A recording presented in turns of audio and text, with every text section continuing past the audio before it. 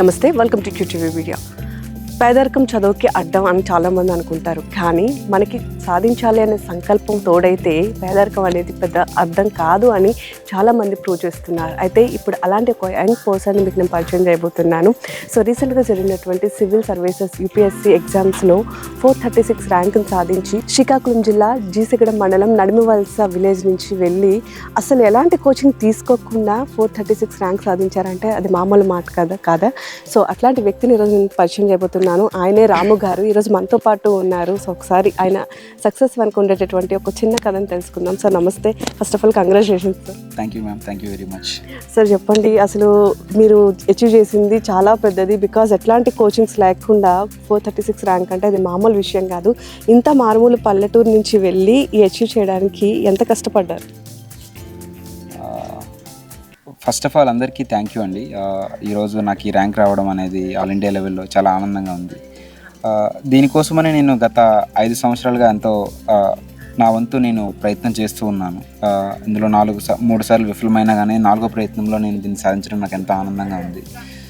నేను గవర్నమెంట్ స్కూల్లో చదువుకున్నా, తెలుగు మీడియం. ఆ తర్వాత నేను ఇంటర్ కంప్లీట్ చేశాక నేను ఎన్ఐటి వరంగల్లో ఈసీ బ్రాంచ్లో గ్రాడ్యుయేషన్ కంప్లీట్ చేసి తర్వాత ఒక కార్పొరేట్ జాబ్ కూడా చేయడం జరిగింది 1 ఇయర్. కానీ నాకు 10th క్లాస్ నుంచి కూడా ఈ సివిల్ సర్వీసెస్ ఐఏఎస్ అవ్వాలనేది ఫస్ట్ ఒక విత్తనం అనేది నా మైండ్లో పడింది.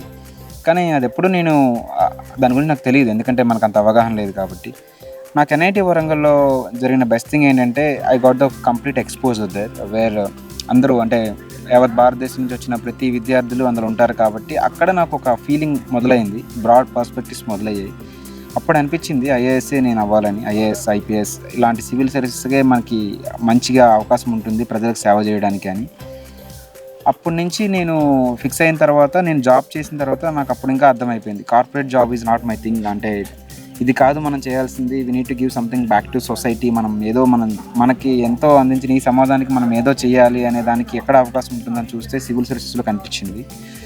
సో అప్పుడు నేను జాబ్ రిజైన్ చేసి ప్రిపరేషన్ స్టార్ట్ చేశాను. కానీ నేను తెలుగు మీడియంలో ప్రిపేర్ అవ్వడం జరిగింది ఈ ఎగ్జామ్కి. అది కొంచెం డిఫికల్ట్ ప్రాసెస్ అవ్వడం వల్ల నాకు చాలా ఇబ్బందులు ఎదుర్కొన్నాను. కానీ ఎట్టకేలకు ఈరోజు ర్యాంక్ తెచ్చుకోవడం ఎంతో ఆనందంగా ఉంది. సార్ బేసిక్గా యూపీఎస్సీ అంటేనే ఖచ్చితంగా ఇంగ్లీష్ మీడియం అయి ఉండాలి, లేదా ఇంగ్లీష్ మీద పట్టుంటేనే అది అచీవ్ చేయగలుగుతామని చాలామంది బ్లైండ్గా నమ్ముతారు. బట్ అట్లాంటిది తెలుగు మీడియంలో మీరు రాశారు, ఎలా అనిపించింది? అసలు తెలుగు మీడియం స్టూడెంట్స్ నిజంగా మీలా ఒక ఆదర్శంగా తీసుకొని యూపీఎస్సీ క్రాక్ చేయాలనుకున్న వాళ్ళకి ఏం చెప్తారు సార్? ఇక్కడ 2 విషయాలండి. ఒకటి, డెఫినెట్గా ఇంగ్లీష్ మీడియం వల్ల మాత్రమే ఈ సివిల్ సర్వీసెస్, ఐఏఎస్, ఐపీఎస్ లాంటి ర్యాంకులు సాధించాలని ఏమీ లేదు. మనలో నిజంగా ఆ పట్టుదల, మనలో నిజంగా ఆ స్కిల్స్, ఆ నైపుణ్యాలు మనం ఉంటే ఏ లాంగ్వేజ్ మీడియం అయినా సరే ఈ సివిల్ సర్వీసెస్ ర్యాంకుని సాధించవచ్చు. దానికి నిదర్శనం మీ ముందు నేను కూడా ఉన్నా ఇప్పుడు. కానీ at the same time second thing అండి, UPSC is not friendly for other than English medium. Because ఈ ఇంగ్లీష్ ఎందుకంటే యూపీఎస్సీ లాంటి one of the toughest exam, ఇది వ్యాస్ట్ ఎగ్జామ్, టఫెస్ట్ ఎగ్జామ్. దీనికి కావాల్సిన మెటీరియల్ కానీ, కోచింగ్స్ కానీ, లేదంటే మెంటర్షిప్స్ కానీ అన్ని సోర్సెస్ కూడా దీనికి ఇంగ్లీష్లోనే ఉంటాయి. కాకపోతే నేను తెలుగు మీడియంలో చదువుకోవడం వల్ల నాకు చిన్నప్పటి నుంచి తెలుగు మీద మక్కువ ఉంది. అట్ ద సేమ్ టైం మరి నా పర్సనాలిటీ వల్లనో నా బ్యాక్గ్రౌండ్ వల్లనో నాకు తెలియదు, అంత ఇంగ్లీష్ మీద అంత కాన్ఫిడెన్స్ ఎప్పుడూ లేదు నాకు. దానివల్ల కొంచెం భయపడి తెలుగు మీడియం తీసుకున్నా. కానీ నాకు ఒక 2-3 సంవత్సరాల తర్వాత అర్థమైంది ఏంటంటే నేను ఇంగ్లీష్ మీడియంలోనే రాసి ఉండాల్సింది ఎగ్జామ్ అనే ఇది మాత్రం రెగ్రెట్ మాత్రం నాకు ఎప్పటికీ ఉంటుంది ఇది. కాకపోతే నేను ఇప్పటికే చాలా ముందుకు వచ్చేసాను కాబట్టి తెలుగు మీద కూడా నాకు చాలా బలంగా నమ్మకం ఉంది. నాకు వచ్చిన తెలుగు మీద, నాకున్న నైపుణ్యం మీద, ఎందుకంటే నేను తెలుగులో బాగా ఎక్స్ప్రెస్ చేయగలను ఏదైనా కూడా. సో దీంట్లోనే నాకు డెఫినెట్గా ర్యాంక్ వస్తుందని నమ్మకం ఉండి నేను కంటిన్యూ చేశాను. కాకపోతే తెలుగు మీడియంలో ర్యాంక్ సాధించాలంటే ఆ తెలుగు కంటే ఎక్కువ ఇంగ్లీష్ రావాలనేది మాత్రం ఫస్ట్ రిక్వైర్మెంట్ అండి. ఇంగ్లీష్ రాదు అని చెప్పేసి, ఇంగ్లీష్ మాకు రాదు అని చెప్పి తెలుగు వచ్చు కదా అని తెలుగులో రాద్దామంటే ఇది సరిపోదండి. తెలుగు రావాలి, తెలుగు కంటే ఎక్కువ ఇంగ్లీష్ రావాలి. ఎందుకంటే మనం చదవాల్సింది మొత్తం మళ్ళీ ఇంగ్లీషే, చదువుకొని ట్రాన్స్లేట్ చేసుకోవాల్సింది కూడా ఇంగ్లీషే. కాబట్టి డెఫినెట్గా ఇంగ్లీష్ అవసరం లేదు అని చెప్పను, ఇంగ్లీష్ చాలా ఇంపార్టెంట్. కానీ మీడియం అనేది కంపల్సరీగా ఇంగ్లీష్లో అవ్వాలని లేదు. మీకు నిజంగా ఇంగ్లీష్ మెటీరియల్ చూసి కూడా అర్థం చేసుకోగలము, ఇంగ్లీష్లో చూసేసి వెంటనే నువ్వు తెలుగులో దాన్ని ట్రాన్స్లేట్ చేసేయగలము అనే ఒక స్కిల్ మీ దగ్గర ఉన్నప్పుడు medium is not a problem అండి. మీరు ఏ మీడియంలో ఉన్నా రాయగలరు, క్రాక్ చేయగలరు. ఈరోజు నేను తెలుగు మీడియంలో కూడా అదే విధంగా క్రాక్ చేయడం. సార్, ఇక్కడ చాలా మంది ఇయర్స్ కోచింగ్ తీసుకుంటారు, బట్ మీరు ఎట్లాంటి కోచింగ్ లేకుండా ఓన్గా ప్రిపరేషన్ చేసుకొని ఒక అచీవ్మెంట్ సాధించారు. సో అసలు ఈ ఓన్ ప్రిపరేషన్ అంటే మీకు సంబంధించినటువంటి ప్లానింగ్స్ కానివ్వండి, లేకపోతే ఈ కరిక్యులం కానీ ఎట్లా ఉండేది ప్రిపరేషన్స్? నేను జనరల్ స్టడీస్కి అయితే ఓన్గా ప్రిపేర్ అయ్యానండి. I have a very good friends, I have a good set of friends. అందరితో గ్రూప్ స్టడీస్ చేసేవాళ్ళం. నా ఫ్రెండ్స్ అందరూ ఆల్మోస్ట్ చాలామందికి ఆల్రెడీ ర్యాంకులు కూడా వచ్చేసాయి లాస్ట్ ఇయర్ గట్రా. Few Chaitanya Jadhav and Banna Venkatesh and so many other people are there. And ఈసారి కూడా నా ఫ్రెండ్స్కి వచ్చాయి, ఇంకా నెక్స్ట్ ఇయర్ కూడా వస్తాయి కూడా. సో నా ఫ్రెండ్స్తో కలిసి నేను చదువుకునేవాడిని మంచిగా. ఆప్షనల్ సబ్జెక్ట్కి మాత్రం మనకి డెఫినెట్గా ఒక మెంటార్ ఆర్ మనకి ఒక గైడెన్స్ అనేది తప్పకుండా అవసరం. అదైతే మనంతటా మనం కంటే మనకు ఒక మెంటార్ అవసరం చెప్పగలను.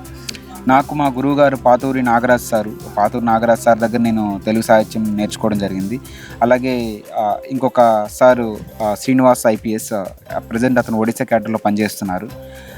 శ్రీనివాస్ అన్న అండ్ పాతూరి నాగరాజ్ సార్, ఈ ఇద్దరు ఆధ్వర్యంలో నేను తెలుగు సాహిత్యంలో మంచిగా ఆ మెలకువలు నేర్చుకోవడం జరిగింది. ఇదండి నా ప్రిపరేషన్. ఇంకపోతే స్ట్రాటజీ ప్రిపరేషన్ అంటే లైక్ ఏం లేదండి, కష్టపడి చదవాలి. ఎస్పెషల్లీ ఈ ప్రిపరేషన్ బిగినింగ్లో నేను చాలా ఎక్కువ కష్టపడ్డా. మనం యాక్చువల్లీ ఒకసారి పూర్తిగా ఈ ఎగ్జామ్ తాలూకు సిలబస్ని కంప్లీట్ చేయడం, ఒక్కసారి పూర్తిగా ఈ ఎగ్జామ్ తాలూకా డిమాండ్స్ని అవగాహన చేసుకున్న తర్వాత మనం ఏమైనా తర్వాత గంటల తరబడి చదవాల్సిన అవసరం లేదు. ఇప్పుడు ప్రిలిమ్స్ ఎగ్జామ్కి 2-3 నెలల ముందు, ఆ మెయిన్స్ ఎగ్జామ్ తాలూకా 3 months, అప్పుడు బాగా కష్టపడాల్సి వస్తుంది. రిమైనింగ్ టైంలో మీరు మామూలుగా చదివినా సరిపోతుంది. దీనికోసం ఏది యుద్ధాలు ఏం చేయాల్సిన అవసరం లేదు. కానీ ప్రిపరేషన్ ఎవరెవరైతే చదవాలనుకుంటున్నారో నా మెయిన్ సజెషన్ ఏంటంటే, ఎవరైతే సివిల్ సర్వీసెస్ ప్రిపేర్ అయ్యి క్రాక్ చేయాలనుకుంటున్నారో వాళ్ళు తనకు ఫస్ట్ 1.5 year మాత్రం అన్నీ మర్చిపోయి కనీసం రోజుకి 10-12 గంటలు మినిమం నేను చెప్పేది ఏది, ఫస్ట్ 1 year, ఫస్ట్ 1.5 year. ఆ తర్వాత అంత చదవాల్సిన అవసరం కూడా ఏముండదు. తర్వాత మీరు 4 గంటలు చదువుకున్నా సరిపోతుంది. అది నిజంగా చాలామంది చెప్తుంటారు రోజుకి 17 గంటలు 18 గంటలు, అంత అవసరం లేదండి. ఇది కూడా జస్ట్ లైక్ ఎనదర్ ఎగ్జామ్, ఇది కూడా మామూలుగా చదివితే సరిపోతుంది. కానీ బిగినింగ్లో మాత్రం చాలా క్రమశిక్షణతో చదివితేనే దాని తాలూకు ఫ్రూట్స్ అనేవి తర్వాత వస్తాయి. ముందు సరిగా చదవకపోతే తర్వాత దాన్ని మళ్ళీ ఫేస్ చేయలేము. సార్, ఎగ్జామ్స్ ఒక ఎత్తు అయితే ఇంటర్వ్యూ ఫేస్ చేయడం అనేది ఇంకొక ఘట్టం అని చెప్పుకోవచ్చు ఇందులో. సో చాలామంది ఇంటర్వ్యూ వరకు వెళ్ళి భయపడిన వాళ్ళు కూడా ఉంటారు. సో మీరు ఇంటర్వ్యూలో అసలు ఏం ఫేస్ చేశారు, మీకు ఎట్లాంటి క్వశ్చన్స్ అడిగారు? డెఫినెట్గా అంటే ఇంటర్వ్యూ అన్నాక ఫస్ట్ భయం వేస్తుంది. ఎస్పెషల్లీ నాలాంటి ఒక మారుమూల గ్రామం నుంచి వచ్చిన వ్యక్తికి అయితే ఆ ఢిల్లీలో నా పెద్ద బిల్డింగ్ని, ఆ పెద్ద మనుషులను చూస్తే డెఫినెట్గా this is not my thing, this is not our thing, వెళ్ళిపోదాం ఇంటికి అన్నంత భయం వేస్తుంది. నాకు కూడా వేసింది. కానీ అదే సమయంలో మనం బాగా గుర్తుపెట్టుకోవాల్సిన కూడా అదే విషయాన్ని, ఎక్కడి నుంచి ఎక్కడికో వెళ్ళాం అసలు. అంటే మనం ఎక్కడ మొదలయ్యాం, ఎక్కడో జీసీగడం ఉన్నత పాఠశాల గవర్నమెంట్ స్కూల్లో మొదలయ్యాం. ఇక్కడ వరకు వచ్చామంటే మన పట్ల మనకు ఈ జర్నీలో మనకు సహాయం చేసిన మన తల్లిదండ్రులు, మన స్నేహితులు, మన బంధువులు, మన గురువులు, వీళ్ళందరినీ తలుచుకుంటే మనకి ఎక్కడ లేని ధైర్యం కూడా వస్తుంది. అదే ధైర్యంతో నేను లోపలికి వెళ్ళా. నా ఇంటర్వ్యూ నాకు అయినంత వరకు కూడా బాగా ఇవ్వడం జరిగింది. ఇంటర్వ్యూలో నన్ను అడిగిన క్వశ్చన్స్ కూడా కంఫర్టబుల్గా కొంచెం ఉన్నాయి.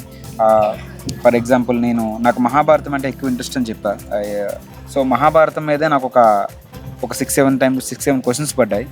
అలాగే యాజ్ ఐమ్ ఫ్రమ్ ఏపీ గురించి కూడా క్వశ్చన్స్ అడగడం జరిగింది. Bifurcation issues, farmers, suicides and all.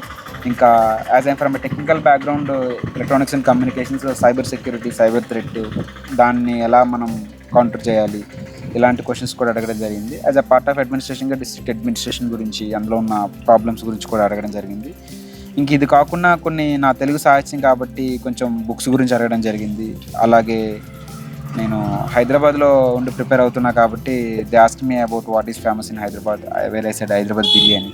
దీని మీద ఒక రోజుకి ఎన్ని కిలోలు రైస్ కావాలో హైదరాబాద్ బిర్యానీ చేయడానికి అని అడిగారు. సో ఇలాంటి క్వశ్చన్స్ కూడా అడుగుతుంటారు. ఎందుకంటే మీరు రైట్ చెప్తున్నారా రాంగ్ చెప్తున్నారా అనేది మన ఇంటర్వ్యూలో చూడరు. వాళ్ళు నీకు తెలియంది సడన్గా అడిగితే how you are responding to them అనేది మాత్రమే వాళ్ళు చూస్తారు. మనం ప్యానిక్ అవుతున్నామా లేదా, మనం చాలా ఈజీగా తీసుకుంటున్నామా, చాలా సెటిల్డ్గా బ్యాలెన్స్డ్గా ఉన్నామా అనేది మాత్రమే చూస్తారు. So this is how my interview went and I hope it went well. Yeah, and మీరు ఇప్పుడు చెప్పారు మహాభారతం అనేటటువంటిది మీకు చాలా ఇష్టం అని చెప్పి. సో మహాభారతం ఇప్పుడు ఉండేటటువంటి లైఫ్ స్టైల్కి అసలు ఎట్లా యూజ్ అవుతుంది అనుకుంటున్నారు? మీకు ఎందుకు మహాభారతం అంటే అంత ఇష్టం? మీ యూపీఎస్సీ క్రాక్ చేయడానికి ఏమైనా యూజ్ అయిందా సార్? డెఫినెట్గా అండి, నాకేనే కాదు యూపీఎస్సీకనే కాదు, మహాభారతం అంటే ఇవన్నీ కూడా మన తాలూకా పురాణాలు, మన తాలూకా యాన్సిస్టర్స్ నాలెడ్జ్, ఇవన్నీ కూడా మన తాలూకా ఆస్తి విలువలు అనమాట. వీటిలో నేర్చుకున్న జ్ఞానం అనేది డెఫినెట్గా మన తాలూకా నాగరికత మనుగడను ఇంకా సాధిస్తుంది. మహాభారతం విషయానికి వస్తే అందులో మనకి ఇదే క్వశ్చన్ అడిగారు కూడా, భగవద్గీతలో కృష్ణుడు ఏం టీచ్ చేశారు, ఎలా టీచ్ చేశారు, అది ఎలా హెల్ప్ అయింది అని, తర్వాత ఇది అడ్మినిస్ట్రేషన్ ఎలా యూజ్ అవుతుందని కూడా అడిగారు. సో మహాభారతంలో మెయిన్గా అండి నిష్కామ కర్మ అని ఉంటుంది, కర్మని వాధికారస్తే అని. అంటే మనం ఎప్పుడు కూడా మన కర్మని ఆచరించాలి, అంతేగాని ఫలితాన్ని ఆశించకూడదు. మనం just do your duty, don't bound by your results. అంటే మనం రిజల్ట్స్ కోసం ఎప్పుడు ఆశించకూడదు. ఈరోజు నేను సివిల్ సర్వీసెస్లో కూడా ఇదే చేశాను. నేను మధ్యలో ఫెయిల్ అవుతున్నా కానీ ఎక్కడ వదిలేదు. నా తాలూకు డ్యూటీ నేను నా ప్రయత్నం ఫుల్గా ఇవ్వడం. రిజల్ట్ రావచ్చు రాకపోవచ్చు, ఈరోజు నేను నా ప్రయత్నం నేను చేశాను, ఈరోజు రిజల్ట్ వచ్చింది. సో నేనేమి రిజల్ట్ కోసం నేనేమి ప్రాకులాడలేదు. సో అంటే ప్రాకులాడలేదు అంటే ముందు ప్రాకులాడేవాడిని, ఈ ప్రాసెస్లో నేర్చుకున్నది ఇదే. నేననే కాదు, యూపీఎస్సీనే కాదు, మనం ఈ ప్రజెంట్ జనరేషన్లో ప్రతి ఒక్కరు రిజల్ట్ ఓరియంటెడ్ అయిపోయాం. బాగా రిజల్ట్ ఓరియంటెడ్ అంటే లైక్ జస్ట్ ఫ్రాక్షన్ ఆఫ్ సెకండ్స్లోనే, ఒక 1 డేలో 2 డేస్లోనే మనకు రిజల్ట్స్ వచ్చేయాలి, మనం అనుకున్నది అయిపోవాలి. ప్రతి ఒక్కరికి ఆ స్ట్రాంగ్ డిజైర్స్ ఎక్కువైపోయినాయి. అంటే లైక్ ఇవి బీట్ ఎనీ విషయంలో కానీ, చదువులు అవ్వచ్చు, పర్సనల్ లైఫ్ కావచ్చు, బిజినెస్ కావచ్చు, ఏదైనా కానీ. ఇలాంటి ప్రాసెస్లో మనం ఏమవుతున్నాం అంటే అది ఎంతో మానసిక ఒత్తిడికి కూడా గురవుతున్నాం. ఇలాంటి భగవద్గీత లాంటి మనం ఇవి చూస్తే మనకు అందులో టీచ్ చేసేది ఇదే. మనం ఎప్పుడు కూడా రిజల్ట్స్ గురించి ఆశించకుండా ఎంతో నిజాయితీతో, చిత్తశుద్ధితో మన ప్రయత్నం ఏదైతే ఉందో మన పని మనం చేస్తే సరిపోతుంది. రిజల్ట్ అనేది తానంతట అదే ఆ దైవానుకూలంతో మనకి ఎప్పుడు కూడా ఉంటుంది. మనం ప్రయత్నం మాత్రం చేయాలి, ప్రయత్నం చేయకుండా కూడా ఫలితం రాదు. This is what. సో ఒకసారి మీ ఫ్యామిలీ బ్యాక్గ్రౌండ్ కోసం చాలా విన్నాం సార్, చాలా కష్టపడి మీరు చదువుకున్నారని కూడా విన్నాము. ఇందులో మీ పేరెంట్స్ కానివ్వండి, లేకపోతే మీ మిగతా ఫ్యామిలీ మెంబర్స్ యొక్క పాత్ర ఎట్లా ఉండేది, వాళ్ళు ఎంత సపోర్ట్ని ఇచ్చారు అసలు మీకు? యాక్చువల్లీ మాది వ్యవసాయ నేపథ్యం ఉన్న కుటుంబం అండి. నేను, మా అమ్మ, మా నాన్నగారు. మా నాన్నగారి పేరు అసిర్ నాయుడు, మా అమ్మగారి పేరు లక్ష్మి, నా పేరు రాము. కానీ మా అనారోగ్య రీత్యా 2019లోనే మా నాన్నగారు చనిపోయారు. సో మా అమ్మగారు ఇంకా అప్పటి నుంచి కూడా ఇప్పటికీ కూడా మేము వ్యవసాయ కూలి, చెరువు పనులు ఇవే చేసుకుంటాం. మేము అమ్మ చేస్తుంది, నేను చదువుతుంటే. మా అమ్మ నేను చేతికొచ్చిన కొడుకు ఉద్యోగం చేసుకుంటాడు, అదే ఆశిస్తారు ఎవరైనా. కానీ నేను ఒక మంచి వెల్ పెయిడ్ జాబ్ని మానేసి చదువుతా అంటే మా అమ్మకి అసలు అర్థమయ్యే పరిస్థితి కూడా లేదు ఆ టైంలో. కానీ మా అమ్మ నన్ను రెండో క్వశ్చన్ కూడా అడగకుండా, వీడికి ఏదో కావాలి, వీడికి ఇంకేదో కావాలి, వీడు చదువుకోవాలి, అంతే, ఒక్క మాట కూడా ఆడకుండా చదువుకో అనేసింది మా అమ్మ. ఇప్పటికీ కూడా మా అమ్మ ఫోన్ చేస్తుంది, డబ్బులు కావాలన్న ప్రశ్న తప్ప ఇంకో రెండో ప్రశ్న కూడా అడగదు నన్ను. సో మా అమ్మ నాకు అంత సపోర్టు. నేను ఏదో ఒక మిషన్లో ఉన్నాను, వీడికి బలంగా వీడు ఎక్కడికో, ఎందుకంటే చిన్నప్పటి నుంచి నేను చదువులో రాణిస్తానని మా అమ్మకి బాగా నమ్మకం అనమాట. ఆ నమ్మకం ఇక్కడ తీసుకొచ్చింది. దాంతోపాటు నాకు మంచి మా నాన్నలు, పెదనాన్నలు, పిన్నిలు, మా అన్నయ్యలు, మంచి కజిన్స్ ఉన్నారు నాకు. ఎప్పుడు కూడా మా ఊరు ప్రజలందరూ కూడా నన్ను ఎప్పుడు బాగా బలంగా నమ్మేవారు. నేను చదువుకున్న గవర్నమెంట్ స్కూల్లో మా ఉపాధ్యాయులు కూడా చిన్నప్పటి నుంచి వీళ్ళందరూ ఎంకరేజ్మెంట్ అనేది నా తాలూకు లక్ష్యాన్ని చాలా పెద్దగా చేసుకునేలా చేసింది. అంటే మన బ్యాక్గ్రౌండ్ ఏదైనా, మన చిన్నవాళ్ళమైనా కానీ మన లక్ష్యం ఎప్పుడు చిన్నగా ఉండాల్సిన అవసరం లేదని నాకు చిన్నప్పటి నుంచి కూడా వీళ్ళందరూ బాగా గుర్తు చేశారనమాట. సో అందుకే నేను కూడా ఒక పెద్ద లక్ష్యాన్ని ఏర్పరచుకున్నాను. ఈరోజు ఆ లక్ష్యాన్ని నెరవేర్చుకోవడం, అట్లీస్ట్ నన్ను నమ్మిన నా కుటుంబ సభ్యులు, నా స్నేహితులు, మా ఊరు ప్రజలందరి నమ్మకాన్ని నిలబెట్టినందుకు నాకు హ్యాపీగా ఉంది. సార్ అసలు మీరు ఫస్ట్ యూపీఎస్సీ క్రాక్ చేసిన వెంటనే రిజల్ట్ రాగానే నాకు తెలిసి ఫస్ట్ కాల్ మదర్కి చేసి చెప్పుంటారా ఐ థింక్. సో ఆమె మాటల్లో హ్యాపీనెస్, మీరు రిటర్న్ ఇంటికి వచ్చిన తర్వాత ఆమె కళ్ళల్లో హ్యాపీనెస్ చూసాక ఏమనిపించింది? ఎట్లా ఫీల్ అయ్యారు అసలు ఆ మూమెంట్స్లో మదర్ కానీ మీరు కానీ? అంటే మనం పుట్టినందుకు అలాంటి క్షణాలు అనిపిస్తాయండి, జన్మ సార్థకమైనట్టు. నాకు అదే అనిపించింది. ఎందుకంటే నేను పెద్దగా మా అమ్మకి ఏం చెప్పను నా విషయాలు పెద్దగా. ఆ రోజు రిజల్ట్ వచ్చినప్పుడు ఫోన్ చేసి మా అమ్మకి గట్టిగా ఏడ్చాను. మా అమ్మకి ఏం అర్థం కాలేదు, కానీ ఒక విషయం ఏదో అర్థమైంది. మా అమ్మకి ఇప్పటికీ బేసిక్గా ఏం అర్థం కావట్లేదు, ఇక్కడ ఏం జరుగుతుంది, నాకు ఏమొచ్చిందని కూడా నాకు ఆమె అంతగా ఐడియా లేదు అమ్మకి. కానీ నాకు ఏదో కావాలి, అది దొరికింది అనేది మాత్రం అమ్మకి అర్థమైంది. దానికి ఆమె హ్యాపీగా ఉంది. నేను అనుకున్నది నాకు వచ్చినందుకు మా అమ్మ హ్యాపీగా ఉందని నేనున్నా. So this is how it is. డెఫినెట్గా ఏ పిల్లలకైనా కానీ తల్లిదండ్రుల సంతోషాన్ని మించిన గర్వపడే క్షణం ఇంకోటి ఉంటుందని నేను అనుకోను. ఈరోజు మా అమ్మాయి సంతోషపెట్టే అవకాశం నాకు వచ్చినందుకు అది నాకు ఎంతో అదృష్టంగా, ఆ దేవుడిచ్చిన వరంగా నేను భావిస్తున్నాను. యా సార్, ఎడ్యుకేషన్ అనేది ప్రతి ఒక్క వ్యక్తికి మోస్ట్ ఇంపార్టెంట్.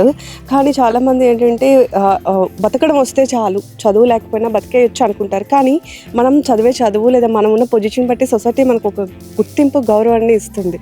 సో మనం ఏం సాధించకముందు, ఏం సాధించిన తర్వాత ఆ రెండిట్లీ వేరియేషన్ ఉంటుంది కదా సార్. ఇప్పుడు మీరు అది చూస్తున్నారు. సారీ అండి, మరొకసారి అడిగింది. ఇప్పుడు సొసైటీలో మనం ఒకటి అచీవ్ చేయకముందు, ఒకటి అచీవ్ చేసిన తర్వాత, చదువుకొని బాగా ఇప్పుడు ఈ గోల్ సెటిల్ చేసుకున్న తర్వాత సొసైటీలో చూసే విధానంలో మనకు బేసిక్గా మార్పు ఉంటుంది. సో అట్లా మీరు ఇప్పుడు ఏమైనా చూస్తున్నారా? డెఫినెట్గా అండి, ఎందుకంటే నేను అంటే నెగిటివ్గా కాదు, పాజిటివ్గా చెప్తున్నాను. చదువు అనేది ఎప్పుడు కూడా మన లైఫ్ని ఉద్ధరించడంలో షార్ట్ కట్. చాలామంది ఒరే లైఫ్లో బాగుపడాలంటే షార్ట్ కట్ లేవు, బాగా చదువుకోవాలంటారు. యాక్చువల్లీ రివర్స్ అండి, చదువే షార్ట్ కట్. ఇంకే విధంగానూ కూడా మనం ఈజీగా సక్సెస్ కాలేం, చదువుకుంటేనే మాత్రమే చాలా ఈజీగా సక్సెస్ కాగలం. So studying is a short cut to get the success, not in other way. ఎంత బాగా చదువుకుంటే అంత సక్సెస్ అవుతాం ఈజీగా. అంటే this is the best way and this is the only way I can say. ఇది ఒక్కటే, చదువు అనేది మొత్తం ప్రపంచాన్నే మార్చగలిగే ఒక ఆయుధం అనమాట. అవేవో అణ్వాయుధాలు కాదు, ఇంకేవో కాదు, కేవలం చదువు మాత్రమే. అందుకే ముఖ్యంగా విద్యార్థులకి, యువతకి తెలియజేసేది కూడా ఇదే.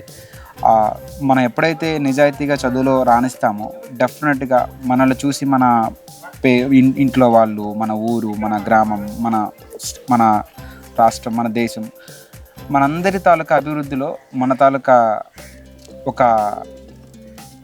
ఒక భాగస్వామ్యం అనేది ఎంతో బలంగా ఉంటుందని నేను బాగా నమ్ముతాను. Sir, last final question. Srikakulam district నుంచి నడిమవలస అనేటటువంటి ఒక మారుమూల గ్రామం నుంచి ఈరోజు వెళ్ళి యూపీఎస్సీ సర్వీసెస్ని క్రాక్ చేస్తాను అనుకున్నారా? అలానే చాలామంది మారుమూల గ్రామాల్లో ఉన్న వాళ్ళకి సరైన రీసోర్సెస్ లేక ఇంకా వెనుకబడిపోతూనే ఉన్నారు. సో అట్లాంటి వాళ్ళందరికీ అసలు ఎట్లా ఓవర్కమ్ అవ్వాలి అంటారు? మీరు ఇచ్చే సజెషన్ ఏంటి?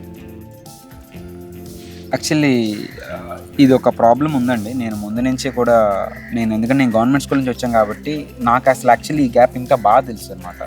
అందుకనే మేము ఎప్పుడు కూడా ఒక ఇనిషియేటివ్ ఎప్పుడు చేస్తుంటాం. నేను గత కొన్ని సంవత్సరాల నుంచి చేస్తున్నా, especially government school 9th and 10th class స్టూడెంట్స్కి కెరీర్ గైడెన్స్ అని చెప్పేసి. ఎందుకంటే గవర్నమెంట్ స్కూల్లో చాలామందికి ఏంటంటే 10వ తరగతి తర్వాత ఏం చదవాలి, దేనికి చదవాలి, ఎలా చదవాలి అనేది చాలామందికి తెలియదు అనమాట. సో నేను ఎప్పుడు 9th, 10th క్లాస్ తర్వాత పిల్లలకి ఒక డాక్టర్ అవ్వడం ఎలా, ఒక ఇంజనీర్ అవ్వడం ఎలా, ఒక సివిల్ సర్వెంట్ అవ్వడం ఎలా, లేదంటే ఒక పోలీస్ అవ్వడం ఎలా, అలా రకరకాలుగా మనకి ఎలాంటి కెరియర్ ఉంది, ఎలాంటి విషయాల్లో రాణించవచ్చు, మన ఇంట్రెస్ట్లు ఏంటి, దాన్ని బట్టి ఏం చదువుకోవాలి, ఏ గ్రూప్ చదువుకోవాలి, ఎలాంటి కాలేజీలు ఉన్నాయి, అటు వెళ్ళడానికి ఎలాంటి ఎగ్జామ్స్ ఉన్నాయి, ఎలాంటి స్కాలర్షిప్స్ ఉన్నాయి. ఇప్పుడు యాక్చువల్లీ చెప్పాలంటే ఈరోజు చదువుకోవడం కష్టం కాదండి, చదువు చాలా ఫ్రీగా దొరుకుతుంది. యాక్చువల్లీ గాలే ఈజీగా దొరకదు, చదువు ఈజీగా దొరుకుతుంది ఫ్రీగా ఈరోజు. సో ఆ తాలూకా ఎకోసిస్టమ్ని డెవలప్ చేయాలనేది నా తాలూకా ఇదనమాట, ఒక ఆశయం ఉంది. డెఫినెట్గా నేను ఇందులో ఈ వృత్తి చేపట్టిన తర్వాత గవర్నమెంట్ స్కూల్ అన్నింటిలో కూడా ఎస్పెషల్లీ 9th, 10th క్లాస్ పిల్లలకి ఈ కెరీర్ గైడెన్స్ మీద ఎలాంటి భవిష్యత్ ప్రణాళికలు, మనం ఎలాంటి అంటే మన ఇంట్రెస్ట్ని, మనకున్న అవకాశాలని, మన చుట్టూ ఉన్న పరిధిని బట్టి ఒక డెసిషన్ తీసుకొని ఆ లక్ష్యాన్ని ఏర్పరచుకొని దానికి తగ్గట్టు సివిల్స్ అవ్వాలని ఏం లేదు, civils is one part of it. మీరు ఏది అవ్వాలనుకుంటే అది దానికి తగ్గట్టు ఒక మంచి ఎకోసిస్టమ్ని బిల్డ్ చేయాలి. వాటి పట్ల అవగాహన రావాలి వాళ్ళందరికీ కూడా. దానికోసం ఒక మెయిన్ స్ట్రీమ్ ఒక ఇనిషియేటివ్ మేము తీసుకొస్తాం ముందుకి కూడా, ఎస్పెషల్లీ గవర్నమెంట్ స్కూల్ అన్నింటిలో కూడా, ఎస్పెషల్లీ 9th, 10th క్లాస్ పిల్లలకి. దానికి సంబంధించిన విషయాలు నేను ఇంకా ముందు ఇంకా మంచిగా మాట్లాడగలను. Thank you sir, thank you so much. And మీరు ఫ్యూచర్లో ఇంకా మంచి పొజిషన్లో ఉండాలి, ఏదైతే అనుకుంటున్నారో అది అచీవ్ చేయాలి. అలానే మీ సర్వీసెస్లో ఖచ్చితంగా నిజాయితీతో వర్క్ చేసి సొసైటీకి పనికొచ్చేలా చేస్తారని మేము కోరుకుంటున్నాం. Thank you sir, thank you, all the best. ప్రస్తుతం మనతో పాటు యూపీఎస్సీలో టాపర్గా నిలిచినటువంటి రాము గారు మదర్ ఉన్నారు. సో ఆయన చెప్పింది ఏంటంటే, ఇంత పేద కుటుంబంలో పుట్టినప్పటికీ కూడా అమ్మ నాన్న ఇచ్చినటువంటి సపోర్ట్ వల్లనే ఈరోజు నేను ఈ స్థాయిలో ఉన్నాను అంటున్నారు. ఒకసారి వాళ్ళ అమ్మగారితో మాట్లాడదాం. అమ్మ నమస్తే, మీ పేరు? నా పేరు సౌరత్ లక్ష్మి అండి. లక్ష్మి గారు, మీ అబ్బాయి కలెక్టర్ అవ్వబోతున్నారు, అయిపోయారు ఆల్మోస్ట్, ఇంకా జస్ట్ జాయినింగ్ మాత్రమే ఉంది. ఎలా అనిపిస్తుంది? ఎలాగనిపిస్తుంది అండి, మేము కష్టపడ్డాము చిన్నప్పటి నుంచి. మా బాబు ఇప్పుడు నేను పెద్ద చదువు చదవాలా, పెద్దగా ఏది అవ్వాలా, పెద్దగా సాధించాలా, మనం పల్లెటూరు బాగా చేయాలా. ఎప్పుడు మనం డబ్బు కూడా షేర్స్ చేసుకుంటాం, ధనం కూడా షేర్స్ చేసుకుంటాం. నేను బయటకు వెళ్ళిన కానీ నేను చిన్నప్పటి నుండి బాగా చదువుకుంటాను కాబట్టి నేను బాగా చదువుకుంటున్నాను. చిన్నప్పటి నుంచి బాగా చదువుకునేవారా? బయట నేను ఫస్ట్ని బయలు వేసిన కాడి నుంచి, ఆయన బాబుని బయలు వేసిన కాడి అంటే బయట నుంచి చదివాడు. ఎప్పుడన్నా మీ అబ్బాయి కలెక్టర్ అవుతారు అనుకున్నారా? నేను కలెక్టర్ అవుతాడు అనుకోలేదు, కానీ ఏదో చదువుతాడు, మాకు తోసిన చదువుతాడు అనుకుండేదాన్ని. ఇప్పుడైతే వాడు పెరిగి అలాగా కొద్దిగా అలా మీదకి వెళ్తుంటే అందరూ అలాగవుతాడు, ఇలాగవుతావు, పెద్ద చదువుతావు అనేవారు వాళ్ళు. ఏటి వీళ్ళందరూ వెళ్ళుకుంటారు, నువ్వు అంత చదవకరా, డబ్బులు లేవు, మన పరిస్థితి ఎలాగని మనం అంతే బాధపడతాడేట అనేసి మరి నేనేమనేది అనుకోదు. నీకు ఎలాగా నచ్చితే నువ్వే ప్రకారంగా వెళ్ళిపోనే, నీకు డబ్బులు లేవు, మా అమ్మేట్ అయిపోద్ది, నేనేట్ అయిపోద్ది, నువ్వు టెన్షన్ పడకంటే నువ్వు బాగుంటే నాకు అదే చాలమ్మ. మీ అబ్బాయి ఎగ్జామ్స్ రాసిన తర్వాత, రిజల్ట్ వచ్చిన తర్వాత, ఆయన ర్యాక్ చేశాను అని తెలుసుకున్న తర్వాత ఫస్ట్ ఫోన్ మీకే చేశానని చెప్పారు, అవునా? అసలు ఫోన్లో ఏం చెప్పారు? ఫోన్లో ఏడు చెప్పారమ్మా, నేను అనుకున్నది సాధించానమ్మా, నువ్వు బాగుండమ్మా, నువ్వు కళ్ళకు అన్నావు కదా, నీకు అంత జనాలల్లా కలెక్టర్ అమ్మ అన్నారు కదమ్మా, ఈవేళ నువ్వు కలెక్టర్ అమ్మ అయ్యావమ్మా, నాకు అదే చాలమ్మ అమ్మ. సో అది ఫోన్లో చెప్పారు. తర్వాత ఇంటికి వచ్చారు కదా, ఇంటికి రాగానే ఫస్ట్ టైం మీ అబ్బాయి రాము గారిని చూసినప్పుడు ఏమో మనిషి అమ్మ గుడ్ మనిషి అన్నాడు, ఇంకేమంటాడు. మీరు మీ అబ్బాయిని కళ్ళతో చూసిన తర్వాత ఏమనిపించింది? నాకు కళ్ళతో చూసిన తర్వాత ఏమనిపించింది, ఎంత కష్టపడ్డావమ్మా, నేను ఎంత పెట్టింది కాదు, నువ్వు ఎంత కష్టపడ్డావమ్మా అనేసి. నువ్వెంత కష్టపడ్డావమ్మా ఎంత సాధించాలంటే. మేము పుట్టిన కానీ పొలం పని చేసాము, మా పొలం పని మేము ఎప్పుడు చేస్తాం, మాకు ఎంత సాలు రాదమ్మా, ఎన్ని కోట్లు పెట్టినా సరే ఎంత కష్టం ఇప్పుడమ్మా పెట్టావో నువ్వు. ఇంత పొగులే రాత్ర ఒకరోజు పండుగకి, ఏ పండుగలకి అలా పిల్లలు అలాగే వెళ్తారు కదా, ఒక్క రోజు అయినా సరే ఓ పండగ కానీ మాకు చుట్టాలు కానీ. ఇప్పుడు మీకు కలెక్టర్ అమ్మని పిలుస్తారా మీ ఊర్లో? ఎలా పిలిచే బాధలేదు, మన విలేజ్లో అంటున్న వాళ్ళు మనలాగే ఉండాలి. అవునా? ఈవేళ బాబు వచ్చింది, ఆరోగ్యంగా ఉంటే అదే చాలు. థ్యాంక్ యూ అమ్మ, thank you so much. So చూసారు కదా, నిజంగా పిల్లలు ఏదైనా సాధిస్తే ఖచ్చితంగా ఆనందం సాధించే వాళ్ళకి ఎంత ఉంటుందో తెలియదు, కానీ వాళ్ళ పేరెంట్స్కి మాత్రం, వాళ్ళ పేరెంట్స్ కళ్ళల్లో మాత్రం దానికంటే రెట్టింపు ఉంటుంది. సో దానికి ఈ మదర్ కూడా నిదర్శనం అని చెప్పుకోవచ్చు. అండ్ రాము గారు ఒక మారుమూల గ్రామంలో పుట్టి చాలా వరకు తెలుగులో యూపీఎస్సీస్ రాసి ఆయన అచీవ్ చేసినటువంటి అచీవ్మెంట్ ఏదైతే ఉందో అది ఫ్యూచర్లో ఉండేటటువంటి చాలామంది జనరేషన్కి ఒక ఇన్స్పిరేషన్ అని చెప్పుకోవచ్చు. చాలామంది పేదరికం చదువుకి ఆటంకం అనుకునే వాళ్ళకి అలా కాదు, పేదరికంలో కూడా మనం చదువుకోవచ్చు, మనకి ఫస్ట్ ఒక గోలు మనం అచీవ్ చేయాలి అనేటటువంటి ఒక ఆలోచన ఉంటే ఏ పరిస్థితులు వచ్చినా సరే ఖచ్చితంగా అచీవ్ చేయవచ్చు అని ప్రూవ్ చేశారు. మరి అట్లాంటి వ్యక్తి ఫ్యూచర్లో కూడా దేశానికి ఒక మంచి సర్వీసెస్ని అందించాలని మనస్ఫూర్తిగా కోరుకుందాం. మరి ఈ సక్సెస్ స్టోరీ మీద మీరేమంటారు? మీ ఒపీనియన్ కూడా ఖచ్చితంగా కామెంట్ రూపంలో పోస్ట్ చేసేయండి. Keep watching our channel.